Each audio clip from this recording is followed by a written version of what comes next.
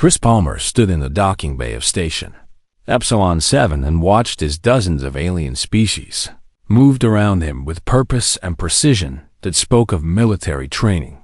The Galactic Defense Academy had been operating for over 200 years and had trained elite soldiers from every corner of known space.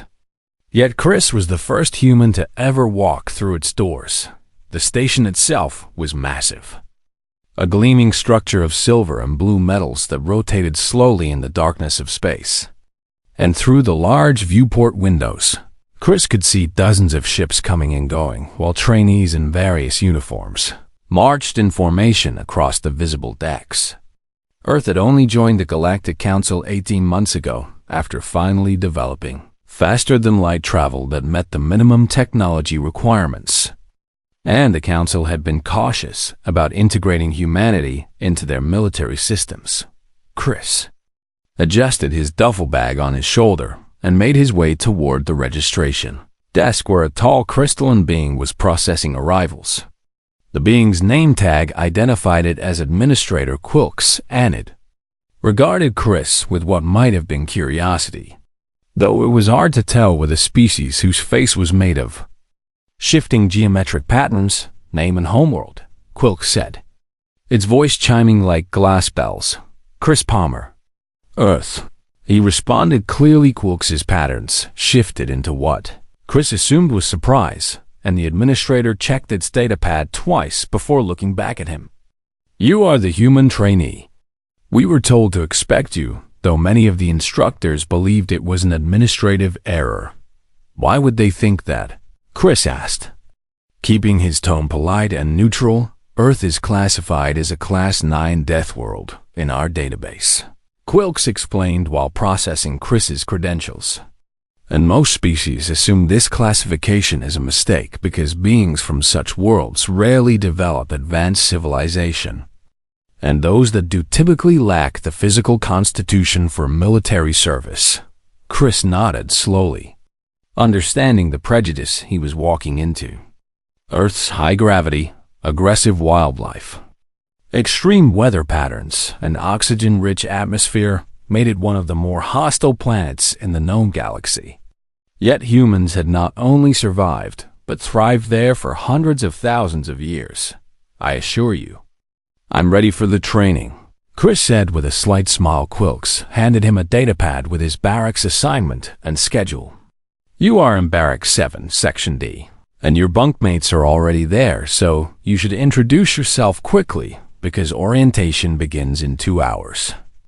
Chris thanked the administrator and followed the directional signs through the station's corridors, passing groups of alien trainees who stopped their conversations to stare at him.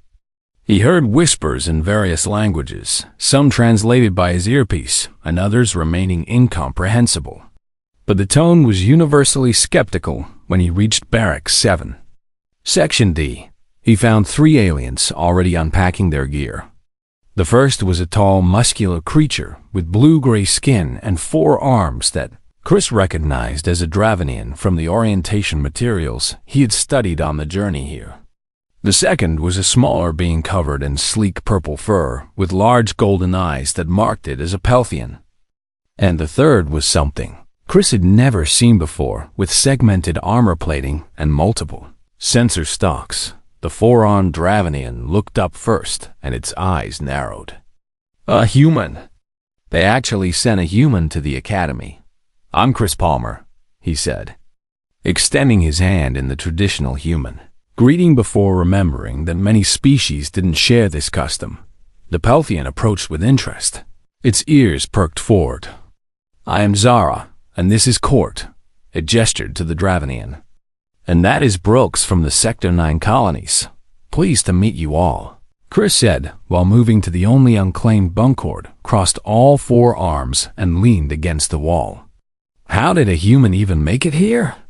Your species only just discovered faster-than-light travel, and your planet is supposedly a death world, though you look pretty fragile to me. Chris began unpacking his gear, carefully placing his belongings in the storage locker. Earth is my home, and yes, it's classified as a Class 9 death world, though we managed just fine there. Managed just fine. Court laughed, a deep rumbling sound. The atmospheric composition alone should have killed your species in its cradle, and the gravity is nearly double what most civilized worlds maintain. How do soft-skinned creatures like you survive that? Zara moved closer to Chris with genuine curiosity. I read about Earth in the database, and it said your world has extreme weather patterns and dangerous predators everywhere. Is that true? It's true, Chris confirmed while organizing his uniforms. We have storms that can level entire cities, predators that hunt in packs, and plants that produce toxins strong enough to kill most creatures that touch them. Brooks's sensor stalk swiveled toward Chris. And yet you survived. Al Chris shrugged, a gesture that seemed to confuse his bunkmates.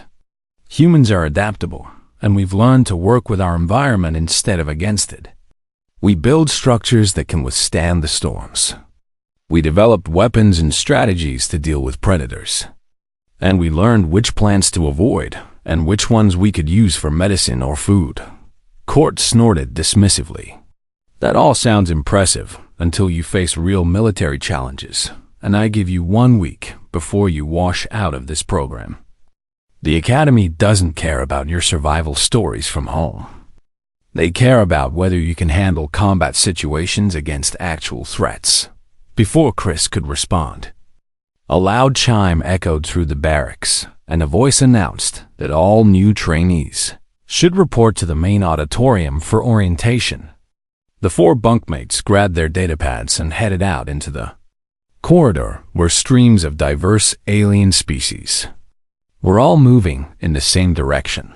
The auditorium was enormous with seating arranged in a circular pattern around a central platform where several instructors stood waiting.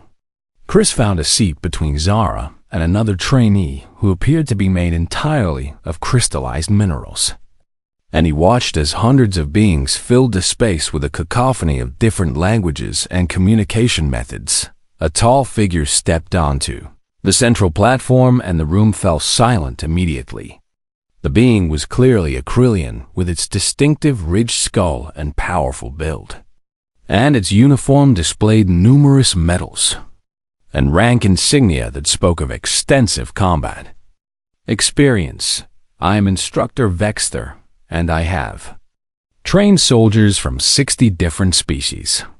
Over my 30 years at this academy, the Krillian's voice boomed through the auditorium, without need for amplification.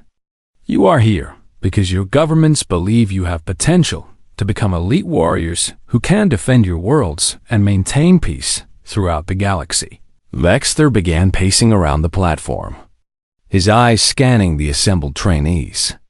However, potential means nothing without discipline, training, and the physical capability to survive in the harshest conditions that warfare demands. Over the next 6 months, you will be tested in every way possible, and many of you will fail. The instructor stopped and gestured to a holographic display that showed various hostile environments. You will learn to fight in zero gravity. You will learn to survive in toxic atmospheres. You will learn to operate when wounded and exhausted and separated from your units. Only the strongest will earn the right to graduate from this academy. Chris listened intently while noting the specific challenges mentioned. Toxic atmospheres, extreme environments, survival situations. These were all things humans dealt with regularly on Earth, though perhaps not in the same context as military operations. Tomorrow morning at 0600 hours, you will begin your first evaluation, Vexter continued. This evaluation will test your resistance to biological hazards and toxins commonly used in modern warfare. Those who show natural resistance will be considered for advanced training, while those who prove vulnerable will receive additional protective equipment instruction. Court leaned over and whispered loudly enough for Chris to hear. This is where the soft species get separated from the real soldiers, and I'm betting the human needs full isolation gear. Chris said nothing but made a mental note of the challenge ahead. The morning alarm sounded at 0530 hours, and Chris was already awake, dressed in his training uniform and ready to go, while his bunkmates were still pulling themselves from their sleep cycles. Zara yawned widely, showing rows of small pointed teeth, while Court grumbled something in his native language that the translator didn't bother converting. And Brooks's sensor stalks drooped with obvious fatigue. "How are you already ready?" Zara asked while stumbling toward the washing station. "I'm used to early mornings," Chris replied simply. On Earth, he had worked on his family's farm before joining the military, and 0530 was considered sleeping in compared to the 0400 wake-up calls he had grown accustomed to during his years of service. They made their way to the training complex along with dozens of other bleary-eyed trainees, and the atmosphere was tense with anticipation about the upcoming evaluation. Chris had spent part of the previous evening reading through the Academy's database about common battlefield toxins, and what he found had been both interesting and oddly familiar. The environmental hazard training dome was an impressive structure that could simulate dozens of different hostile environments. And as the trainees filed in, they found themselves in a large staging area surrounded by equipment lockers and medical stations. Instructor Vexter stood at the front along with several assistants in full protective gear. "Welcome to your first real test," Vexter announced, his voice echoing through the dome. Warfare in the modern galaxy often involves biological and chemical weapons that can incapacitate or kill soldiers within minutes. Your ability to resist these hazards, or properly use protective equipment, can mean the difference between completing your mission and becoming a casualty. Holographic displays activated around the room showing molecular structures and medical data. Today you will be exposed to Xandar 9, a toxin commonly deployed by several hostile factions in contested territories. This substance causes rapid respiratory distress, cellular breakdown, and organ failure in most carbon-based life forms within 3 to 5 minutes of exposure. A pair collective murmur ran through the assembled trainees, and Chris saw several species physically recoil from the information being presented. The molecular structure displayed on the screens showed a complex organic compound with multiple reactive sites, and Chris studied it with growing interest. Xandar 9 works by bonding with cellular membranes and disrupting normal metabolic processes, Vexter continued. Species with certain biochemical resistances can tolerate brief exposures, but most require full environmental protection when operating in contaminated zones. One of the assistants brought out a large container filled with a greenish mist and placed it carefully on a platform. "We will divide you into groups based on your species' known resistance levels, and each group will enter the exposure chamber for measured durations.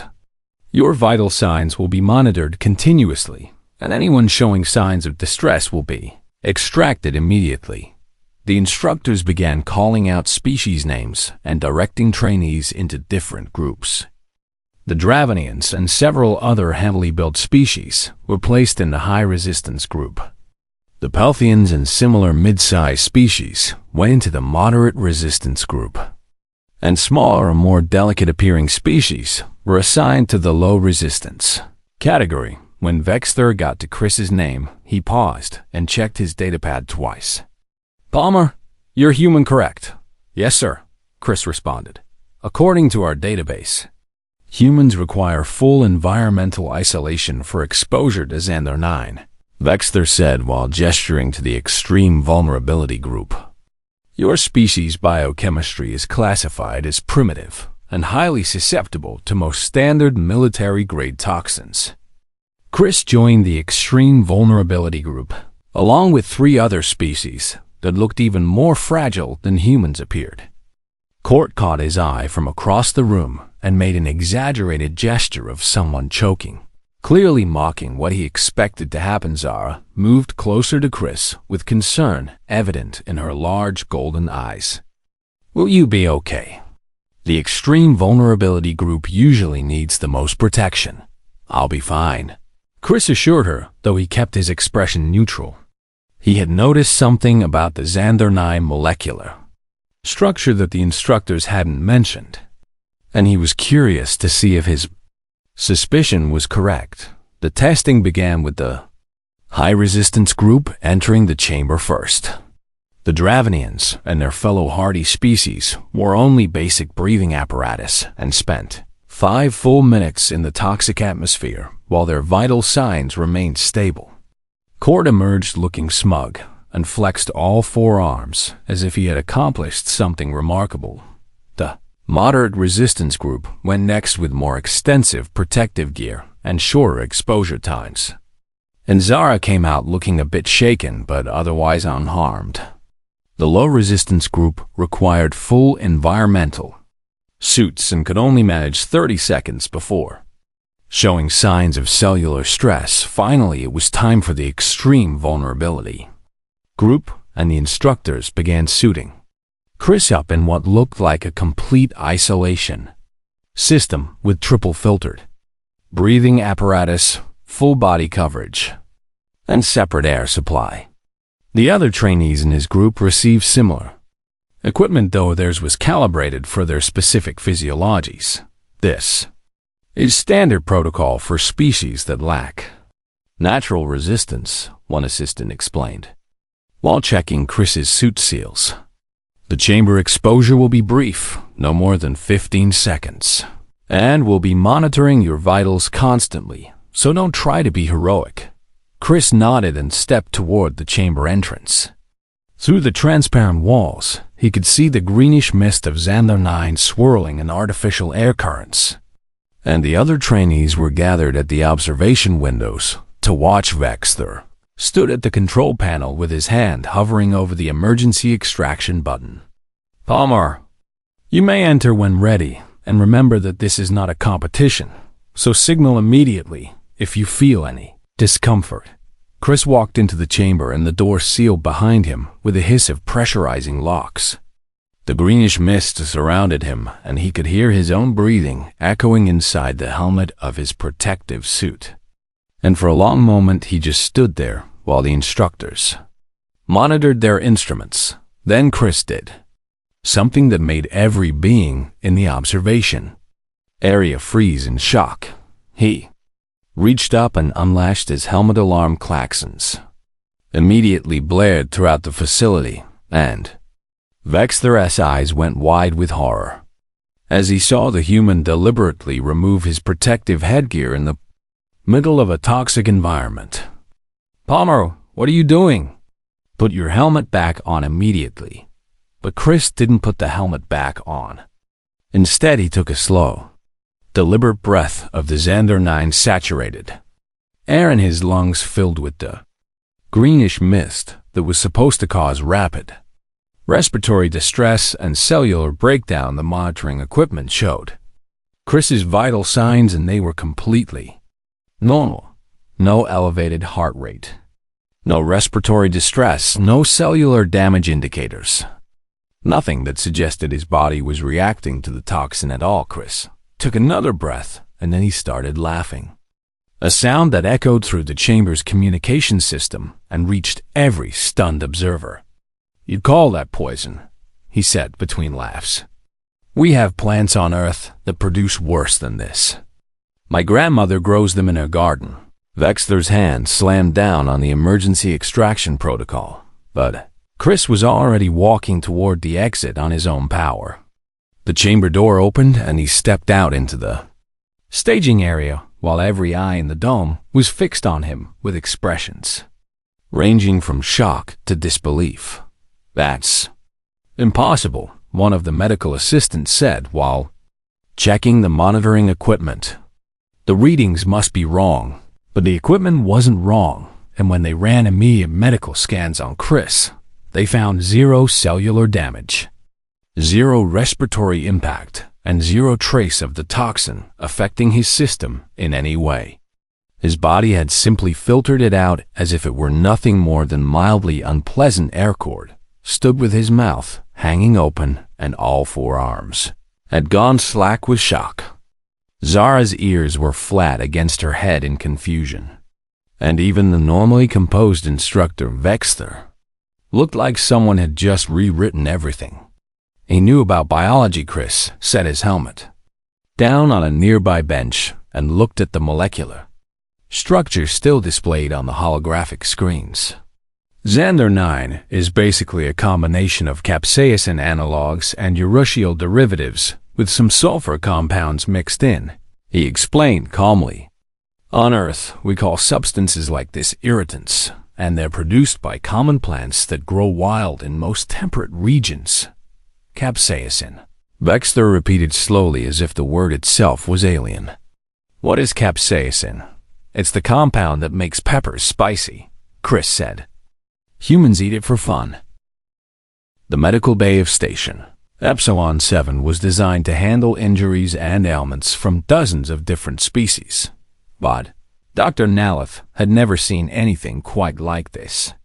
The Pelthian physician stood over Chris Palmer with a scanner in one hand and a datapad in the other, reviewing results that seemed to contradict everything she knew about toxicology. Your cellular structure shows no damage whatsoever, she said, while running the scanner across Chris's chest for the 5th time. The Xander 9 should have bonded with your cell membranes and begun breaking them down within seconds. But instead, your body just filtered it through your respiratory system and expelled it like normal air. Chris sat patiently on the examination table while half a dozen medical staff crowded around taking readings and collecting samples. My species evolved on a planet where toxins are everywhere, he explained. Our bodies had to develop efficient filtering systems, or we would have died out millions of years ago. Naleth's ears twitched with fascination. Explain this evolution, please. What kind of toxins does Earth have that would create this level of resistance? Well, we have plants that produce urushiol, which causes severe skin reactions in humans, but we can develop tolerance to it, Chris began. We have plants that produce capsaicin, which activates pain receptors, but doesn't actually cause tissue damage. We have nightshade plants that produce solanine and atropine. We have mushrooms that produce amatoxins. We have snakes that produce hemotoxins and neurotoxins. And we have jellyfish whose stings can stop a human heart. The medical staff exchanged glances that suggested they thought Chris might be exaggerating, but Naleth pulled up Earth's biological database, and her golden eyes went wide as she scrolled through the entries. This says Earth has over 100,000 species of toxic plants alone. And the animal kingdom includes thousands of venomous species ranging from microscopic to massive.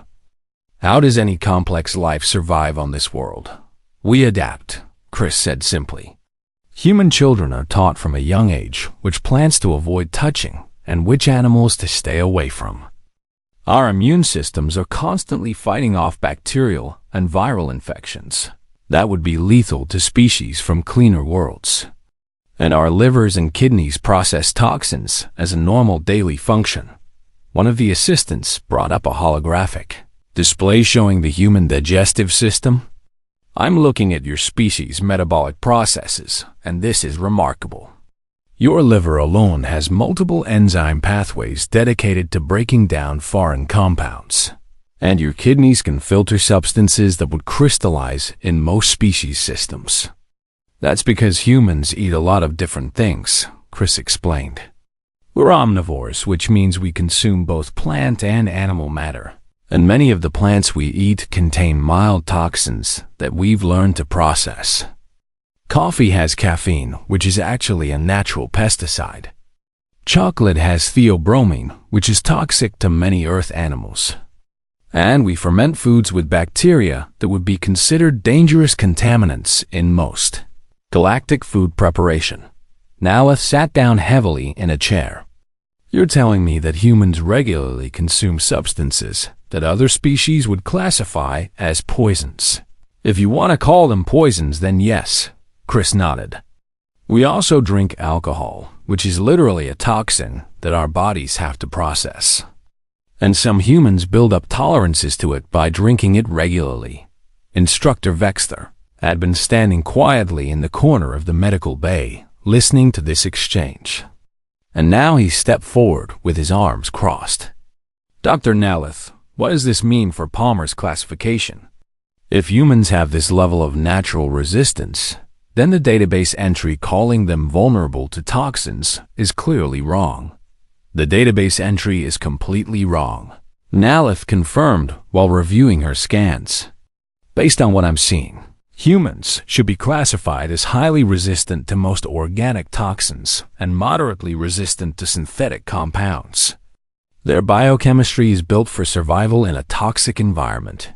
Vexter pulled out his datapad and began accessing Earth's full environmental classification. What he found there made his ridged brow furrow with concern. Earth's atmosphere is 21% oxygen, which most species would find corrosive. The gravity is listed as 1 standard G, but that's actually higher than 70% of inhabited worlds. Weather patterns include hurricanes with wind speeds over 300 kilometers per hour, tornadoes that can level entire structures, and temperature ranges from -50 to +50 degrees in different regions. That's all accurate, Chris confirmed. Earth is what we call a dynamic planet, and it's always changing. The continents move, the climate shifts, volcanoes erupt, earthquakes reshape the landscape. Humans had to become adaptable, or we would never have survived. One of the medical assistants spoke up nervously. If Earth is this dangerous, then how did humans develop civilization? Most species that evolve on harsh worlds never progress beyond simple tool, used because they're too busy surviving. Chris thought about that for a moment. I think it's because the danger forced us to cooperate. A single human can't survive alone on Earth for very long, but groups of humans working together can build shelters, hunt food, defend against predators, and pass knowledge to the next generation. We became social creatures out of necessity, and that social structure allowed us to develop technology. Nalith was typing notes rapidly. This is fascinating from an evolutionary perspective. Most species we encounter evolved on stable worlds with minimal environmental pressures, so they developed specializations for specific niches. Humans evolved with constant pressure from all directions, so they became generalists who can adapt to almost anything. Vexter moved to the viewport and looked out at the stars. When Earth applied for council membership, we reviewed their technology and determined they met the minimum requirements for faster-than-light travel. We sent observers who reported that humans seemed friendly and cooperative, and the council voted to accept them based on those observations. But nobody did a full biological assessment. Nalith finished his thought. Nobody thought it was necessary, Vexter admitted. The Class 9 Death World designation was in the database, but it was assumed to be an error, because humans don't look like they come from a death world. They're not armored. They don't have natural weapons. They're not particularly large or strong compared to many species. Chris understood what they were getting at. We don't look dangerous because we didn't evolve to fight other creatures with claws and teeth. We evolved to outsmart them, to trap them, to throw projectiles at them from a distance. Human hands are designed for tool use, and our brains are designed for problem solving. And your internal systems are designed to survive poison, Nalith added while reviewing her data. I want to run more tests if you're willing. I'd like to expose you to other common battlefield toxins and see how your body responds. I'm willing, Chris agreed. Though I should mention that humans do have limits. We can't survive everything, and there are definitely substances that can kill us. I'm not invincible. I just have better natural defenses than you expected. Over the next several hours they tested Chris's resistance to various compounds, and the results were consistent. Organic toxins that came from plants or animals barely affected him. Synthetic nerve agents caused mild discomfort but no lasting damage. Acidic compounds irritated his skin but didn't burn through it. And alkaline solutions were similar. This is going to change everything, Vexter said quietly while watching Chris undergo another test. If humans have this kind of natural resistance, then are not the vulnerable species we thought they were. They're potentially some of the most robust soldiers we could recruit. Nalith nodded in agreement. I need to contact the Galactic Medical Board and submit a full report. The classification for humans needs to be updated immediately. News of Chris's performance in the toxin chamber had already spread through the academy, and by the time he left the medical bay, there were clusters of trainees waiting in the corridors to catch a glimpse of him. Some looked at him with new respect, while others seemed nervous, as if they had just realized that the soft-looking human might be more dangerous than they thought. Zara pushed through the crowd and fell into step beside Chris. Everyone is talking about what you did. Court has been very quiet, and I think he's embarrassed about mocking you yesterday. I'm not trying to show off, Chris said honestly. I was just surprised that they called Xander 9 a deadly toxin when it's similar to stuff we deal with at home. If they had classified it as an irritant, I wouldn't have reacted the way I did. But you laughed, Zara pointed out. You stood in a cloud of poison and laughed. That's going to be remembered, Chris shrugged, that human gesture that Zara was starting to recognize. I guess I thought it was funny.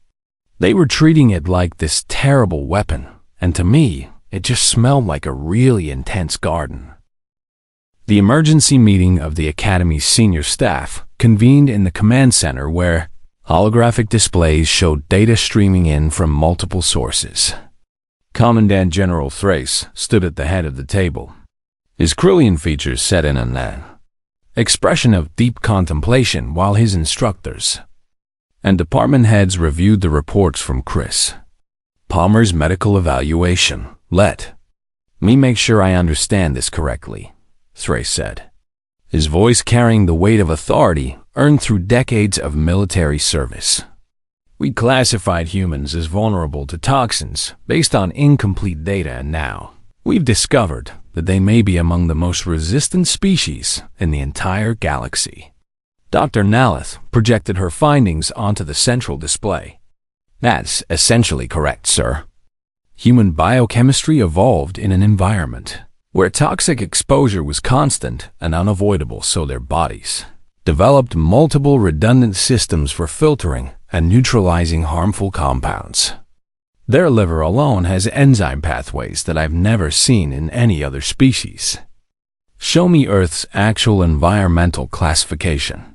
Thrace ordered. One of the research assistants pulled up the complete file, and the room fell silent as they read through it. Earth's atmosphere composition would be corrosive to most species. The gravity was higher than standard. The weather patterns included phenomena that would be classified as natural disasters on other worlds. And the biological diversity included thousands of species capable of killing humans through venom, poison, or physical attack. This can't be right, one instructor muttered. If Earth is this hostile, then humans shouldn't have been able to develop civilization. They should still be hiding in caves trying not to die.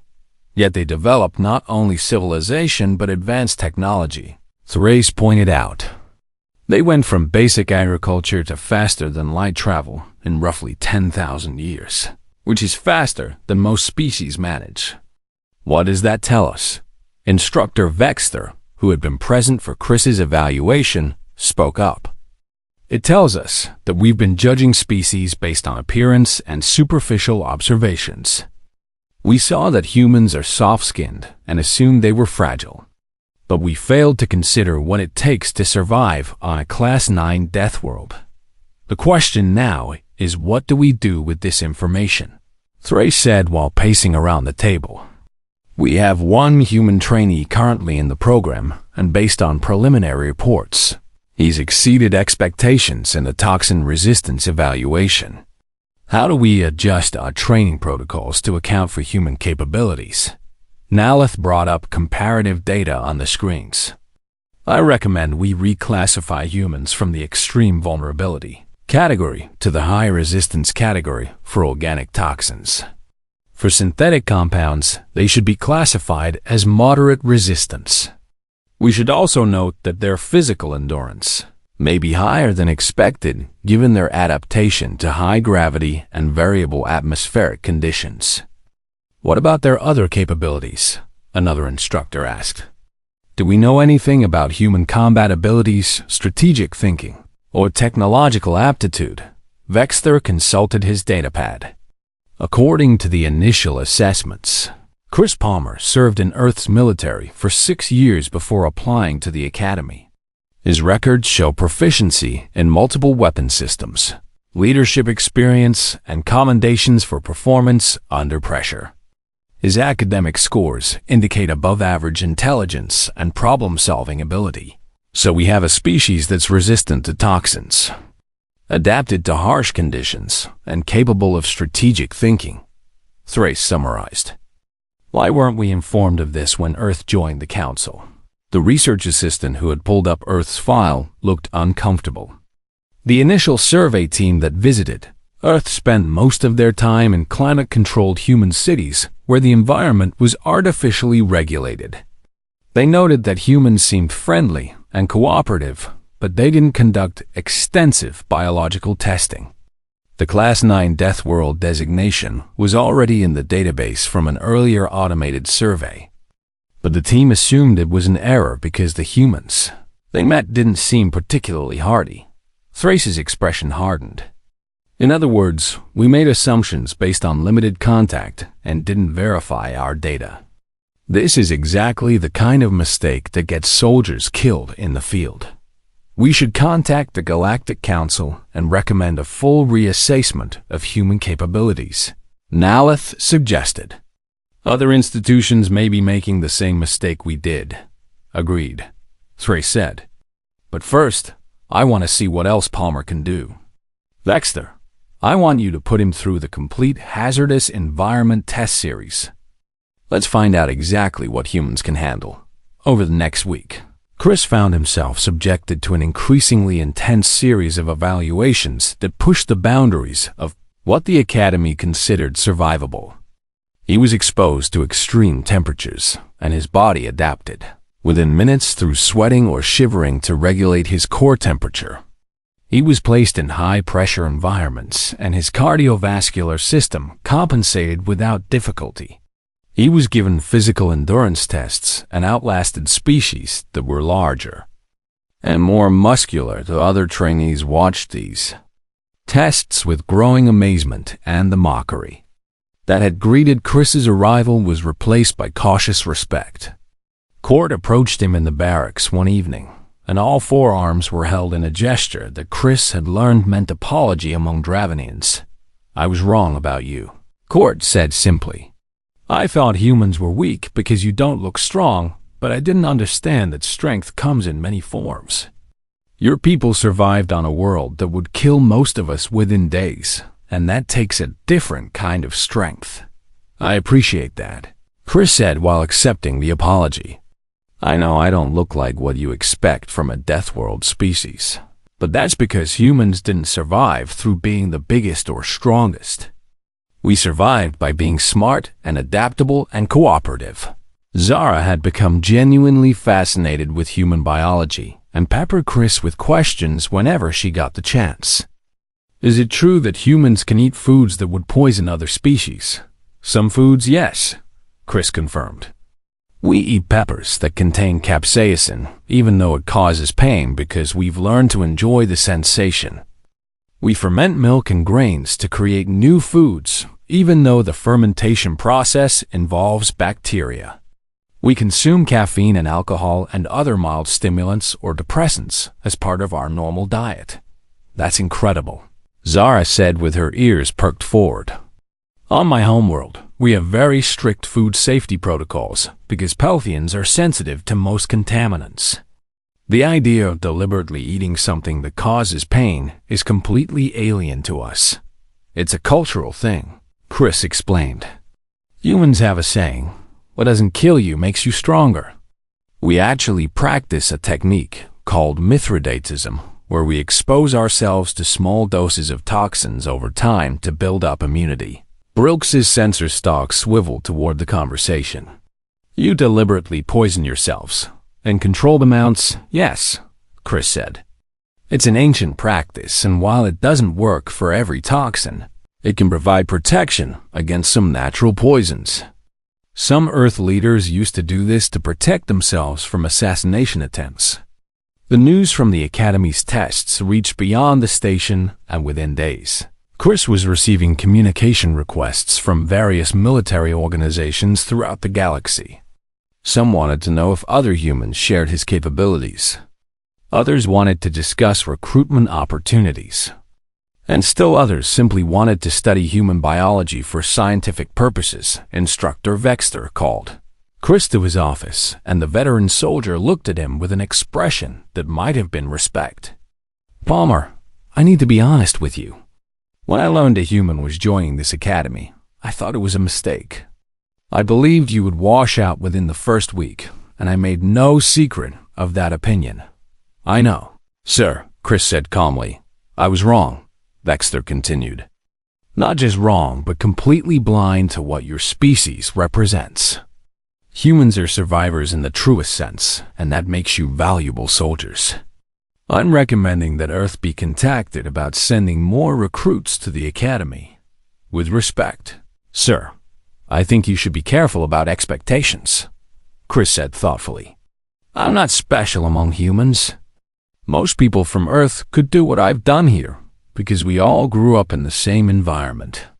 But that doesn't mean we're superior to other species. It just means we bring different strengths." Vexter nodded slowly. "That's a mature perspective, and it shows wisdom beyond what I expected. You're right that every species has different strengths, and the key to successful military operations is combining those strengths effectively." "Exactly," Chris agreed. "I can handle toxins better than most species, but I'm not as strong as Court. I'm not as fast as Zara, and I don't have Brooks's sensory capabilities. The Academy should focus on teaching us to work together rather than competing against each other." 3 months had passed since Chris Palmer's arrival at the Galactic Defense Academy, and the changes rippling through the institution were impossible to ignore.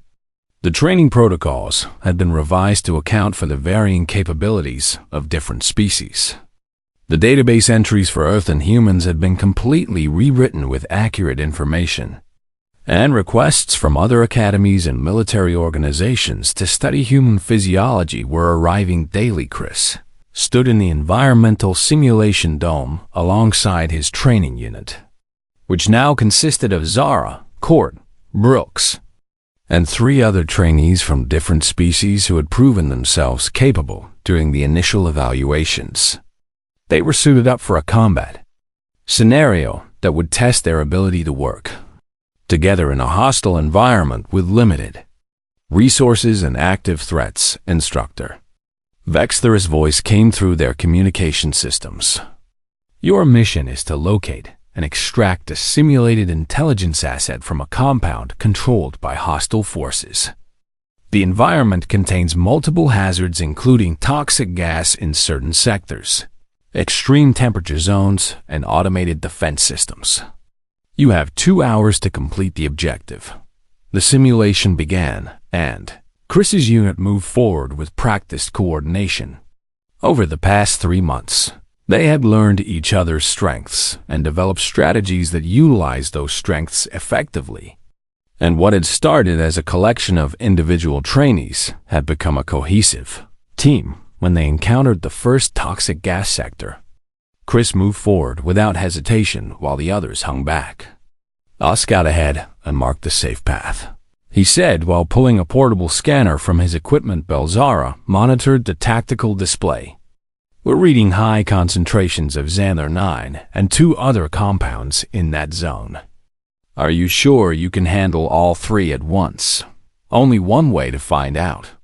Chris replied with a slight smile that his teammates had learned meant he was confident but not reckless. He entered the toxic zone and immediately felt the familiar burning sensation that accompanied Xanther 9 exposure, but his body filtered it efficiently while he mapped the safest route through the contaminated area.